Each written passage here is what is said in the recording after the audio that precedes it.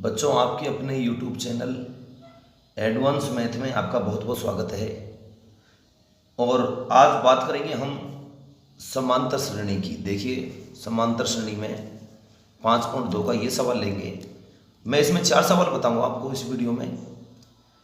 अच्छे चारों सवाल मैंने छांट लिए हैं।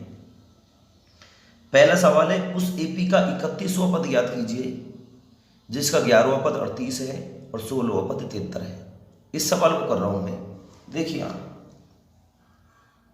31वां पद, ए 31 बराबर होता है ए प्लस 30d। मैं साइड में इसको समझाता हूं, बार बार परेशान करेगा। समांतर श्रेणी का nवां पद ज्ञात करने का सूत्र होता है ए एन बराबर a plus n minus 1 into d. आपको भी याद करना है, चूंकि ये 31वें पद की बात कर रहा है तो n का मान 31 रखेंगे। तो a प्लस n का मान जब आप 31 रखोगे, पूरे सवाल में n का मान 31 रखना है क्योंकि वो 31वें पद की बात कर रहा है। तो 31 माइनस 1 क्या हो जाएगा, 30d। बिल्कुल। और भी जैसे कोई पद छठा पूछे a6 तो आप उसको डायरेक्ट लिखना अब a प्लस 5d। एक कम हो जाता है, हमेशा करने की जरूरत नहीं है, सूत्र लगाने की जरूरत नहीं है। जैसे आपसे 15वां पद पूछे तो आप डायरेक्ट लिखो a प्लस 14d, क्योंकि ये n माइनस 1 जो है ना, ये 15 में से 1 कम कर देता है। ठीक है, इस तरह से लिखोगे आप। तो 31वां पद हमारा ये आ गया, इसको हमने समीकरण नंबर 1 मान ली। 31वां पद हमें ज्ञात करना है और 31वां पद ज्ञात करने के लिए हमें a का और d का मान चाहिए। दोनों को रख देंगे तो 31वां पद आ जाएगा। अब a और d का मान ज्ञात करने के लिए उसने हमें दो चीज दी है।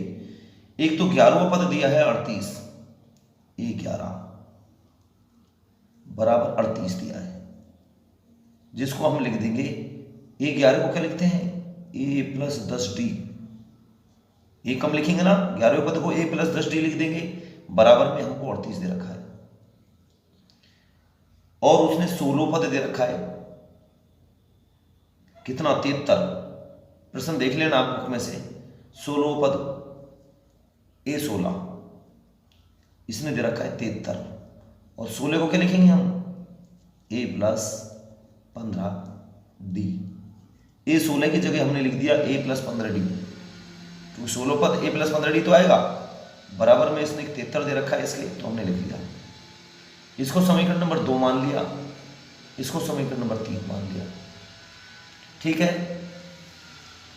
और समीकरण, चूंकि 31वां पद तो उसने पूछा है, 31वां पद उसने पूछा है, उसके लिए हमको a और d का मान चाहिए। और इससे और इससे विलोपन विधि के द्वारा, कक्षा 10 में विलोपन विधि भी है जिसकी भी वीडियो मैं अभी बना दूंगा आपको कुछ दिनों पीछे। अब देखिए, a और d का मान निकालेंगे समीकरण 2 और 3 से।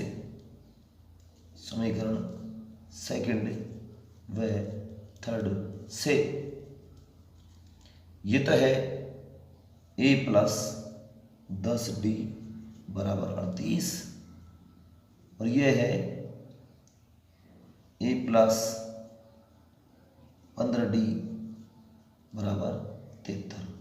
विलोपन विधि से कर रहा हूं इस सवाल को। देखिए, यदि आप नहीं जानते हो तो मैं इसकी वीडियो डाल दूंगा, आप कमेंट बॉक्स में लिख दें। वैसे भी बनाऊंगा वीडियो, तो मैं नीचे की संख्याओं के चिन्ह बदलेंगे। प्लस की है तो माइनस की हो गई, ये प्लस की है तो माइनस की हो गई, ये भी प्लस की है तो माइनस की हो गई। देखो, ये प्लस का ए, ये माइनस का ए कट गया। यही विलोपन विधि है। 10d प्लस का है, 15d माइनस का है, तो 5d बच गए हमारे पास माइनस के। 38 में से 73 घटा लेंगे तो 73 को ऊपर लिख लो, 38 को नीचे लिख लो। आप घटाइए, कितना बचेगा, माइनस का 35 बचेगा, क्योंकि माइनस की संख्या ज्यादा है तो माइनस का तो बचेगा। 73 ज्यादा है माइनस का, तो d बराबर माइनस से माइनस काट दो तो d बराबर कितना आ गया, दोनों के बीच में गुणा का चिन्ह है, भाग में दे देंगे 35 और ये भाग में आएगा, क्यों 5 और d के बीच में गुणा है तो 7 बार गया। यानी कि हमारी जो d की वैल्यू है 7 आ गई, d बराबर 7। अब हमको a का मान निकालना है, तो चाहे समीकरण 2 में मान रख दो, चाहे समीकरण 3 में रख दो। a का d का मान 7, a का मान भी आ जाएगा। देखो, इसमें रख रहा हूं मैं, मैं रख रहा हूं डी बराबर 7, समीकरण सेकंड में रखने पर,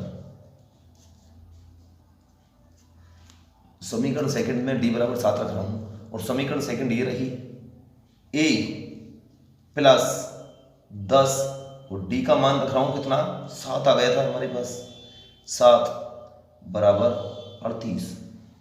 ठीक है, रख लिया है हमने मान। तो a प्लस 10 गुणा 7 करेंगे तो 70 बराबर 38। 70 का पक्षांतरण कर देंगे तो a बराबर 38 माइनस के 70, तो a का मान कितना बचा, प्लस के तो 38 है, माइनस के 70 है हमारे पास, तो हमारे पास बचेगा माइनस का 32। अब हमारे पास जैसा कि मैं कह रहा था शुरू में, उसने a 31 पूछा है हमसे, a 31 पद याद करो, तो a प्लस 30d आया था, हमें a का मान चाहिए और d का मान चाहिए, दोनों मान आ जाते हैं तो हम a 31 आसानी से निकाल लेंगे। चूंकि हमने सवाल में d का मान 7 निकाल लिया है और a का मान हमने -32 निकाल लिया है, तो अब हम 31 पद आसानी से निकाल सकते हैं। वापस लिख रहा हूं इसको, a 31 बराबर a प्लस 30d। तो देखिए, और अब मैं मान रखूंगा इसमें a 31 बराबर a का मान तो हमारे पास है -32 प्लस 30 और d का मान है 7,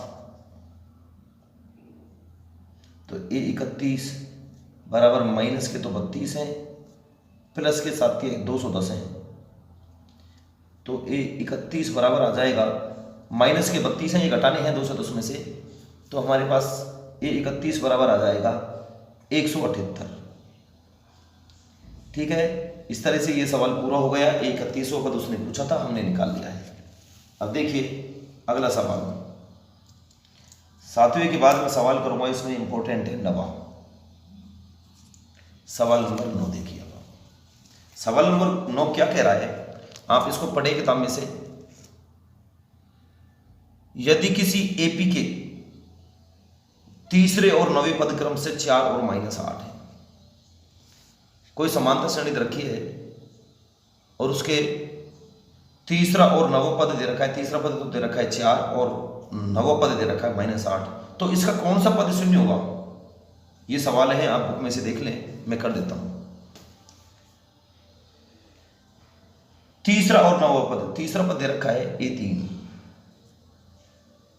तीसरा पद जो दे रखा है वो दे रखा है 4, और 9वां जो पद दे रखा है A9 कहेंगे, 9वें पद को A9, वो दे रखा है -8। ठीक है, अब तीसरे पद को हम क्या कहते हैं, एक का मूल्य देंगे a प्लस 2d, तीसरा पद का मतलब a प्लस 2d, जैसे मैंने सूत्र बताया था a प्लस n-1d, इससे करेंगे बराबर 4, और 9वें पद को क्या कहेंगे, a प्लस 8d बराबर -8। नीचे की संख्याओं के चिन्ह बदल देंगे, ये माइनस की हो जाएगी, ये माइनस की, ये माइनस की, तो प्लस की हो जाएगी, ये कट गया, तो माइनस के बचे 6d, और इधर हो गए प्लस के 8 और प्लस के 4, चिन्ह बदलने से ये प्लस का 8 हो गया। चूंकि ये विलोपन विधि है, इसको विलोपन विधि के टाइम पे अच्छी तरह से समझाया जाएगा। ये 12 हो गया, तो d बराबर आ गया हमारे पास, दोनों के बीच में गुणा का चिन्ह है, भाग में जाएगा 12/-6, तो माइनस का 2 आ गया, 12 में 6 का भाग देंगे तो 2 बार जाएगा, चिन्ह माइनस का है, तो d बराबर हमारे पास -2 आ गया। इतना आप कर पाएंगे। d का मान जब -2 आ गया तो d का मान उठा करके चाहे इस समीकरण में रख दो, चाहे इसमें रख दो, मैं ऊपर वाली में रखूंगा, वो छोटी है, a प्लस 2 और d का मान रखेंगे हम -2 बराबर 4, तो a 2 गुणा -2 करेंगे तो -4 आएगा बराबर 4, तो a बराबर -4 को इधर भेजूंगा तो ये भी प्लस का हो जाएगा, 4 + 4 बराबर आ गया 8, यानी कि a का मान हमारे पास 8 आ चुका है। ठीक है, हमने d का मान निकाल लिया -2, ये रहा d बराबर -2, हमने a का मान निकाल लिया 8, दोनों मान हमने निकाल लिए हैं। और अब उसने पूछा था कि इसका कौन सा पद शून्य है, वो पद बताओ जो शून्य है, यानी कि ए एन बराबर 0, सूत्र में ए एन बराबर 0 लिखना है। जो पद शून्य है वो वाला पद पूछा इसने।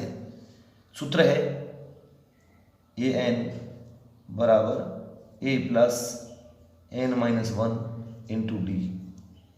तो ए एन बराबर 0, जो पद शून्य है, जैसे मान लो हम लिख रहे हैं -10, -5, -5, अब क्या आएगा फिर 0। तो ये पद ही पूछ, जैसे इसको छोड़ो थोड़ी देर के लिए, इसने लिखवाया 30, -30 के बाद 28, 28 के बाद 24, 24 के बाद 22, ऐसे ऐसे घटता गया, लास्ट में 0। तो ये अंतिम पद ही तो है 0, कि ये पूछा कि ये 0 कौन सा पद है, तो इसको ए एन कहते हैं अंतिम पद को। तो ए एन का मान हम 0 रख देंगे। ए का मान हमने निकाल लिया 8 plus n minus 1 into d का मान हमें दे रखा है इसने -2। इसने ये कहा है कि कौन से नंबर का पद शून्य है, उस पद का नंबर बताना है, एन का मान। समझ गए ना कि कौन सा पद शून्य है। तो 0 बराबर 8, -2 को एन से करेंगे तो माइनस के 2 हैं, -2 को -1 से करेंगे तो माइनस प्लस गुणा है ना बीच में, और 2 एकम 2। ठीक है, -2 एन को इधर ले जाओ, ये माइनस का है प्लस का हो जाएगा। तो 2 एन बराबर 8 और 2 हो गया 10, नीचे ले जाएंगे तो एन बराबर हमारे पास आएगा 5। ठीक है बच्चों, इस तरह से आप इस सवाल को भी पूरा कर लेंगे। 2 सवाल हो चुके हैं। देखिए तीसरा सवाल करते हैं हम लोग इसके बाद। तीसरा सवाल बहुत इंपॉर्टेंट है, वैसे तो सभी मैंने इंपॉर्टेंट छाटे हैं, लेकिन ये और भी इंपॉर्टेंट है। यदि किसी एपी के तीसरे और नौवें पद, कुछ नहीं है ट्रिक है इसमें, किसी एपी के तीसरे और नौवें पद क्रम से 4 और -8 है। नहीं ये तो कर लिया, नीचे वाला देखिए, यदि किसी एपी का 17वां पद उसके 10वें पद से 7 दी गए, 17वां पद जो है ना वो 10वें पद से ज्यादा है, 7 ज्यादा है। अब इनका सारांतर ज्ञात कीजिए। पहले इस सवाल को पढ़िए। एक तो 17वें पद की बात कर रहा है, 17वां पद का मतलब है A17, एक तो A17 और एक 10वें पद की बात कर रहा है, A10 लिख लो इसको। सवाल नंबर है ये 10। इसने कहा है कि जो 17वां पद है ना वो ज्यादा है 10वें पद से, और कितना ज्यादा है 7। इसको ये ज्यादा बता रहा है, तो हम इस कम वाले में जोड़ेंगे। समझिए क्यों जोड़ेंगे।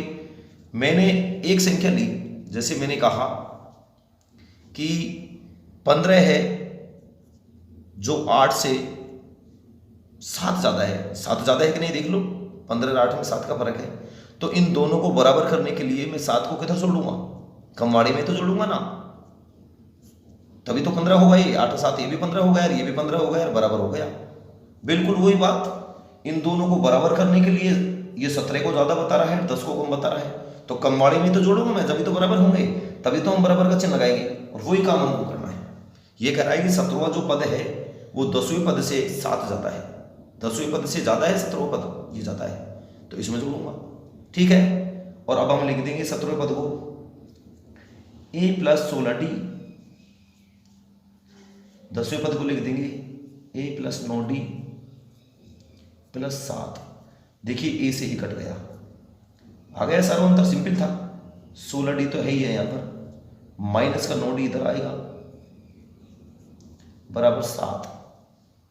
16 में से 9 गए तो 7d बचे, बराबर 7। तो d बराबर आ गया 7 में 7 का भाग दे देंगे, क्योंकि दोनों के बीच में गुणा है तो भाग में जाएगा, बराबर 1। इस तरह से हमारा आ गया d बराबर 1। इसने यही सार्वंतर पूछा था।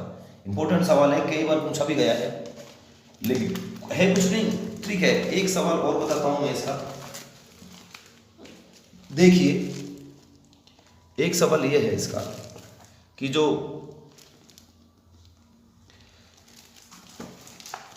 सुब्बाराव ने, देखिए इसको मैं सेट करता हूं। सुब्बाराव ने 1995 में ₹5000 के मासिक वेतन पर कार्य प्रारंभ किया। स्टार्ट किया इसने 5000 रुपये का वेतन से शुरू, और प्रत्येक वर्ष रुपये 200 की वेतन वृद्धि प्राप्त की, 200 रुपये हर साल बढ़ते गए। अब बताओ किस वर्ष में उसका वेतन 7,000 रुपये हो गया। अब उसका वेतन 7,000 रुपये कब हो गया ये बताओ।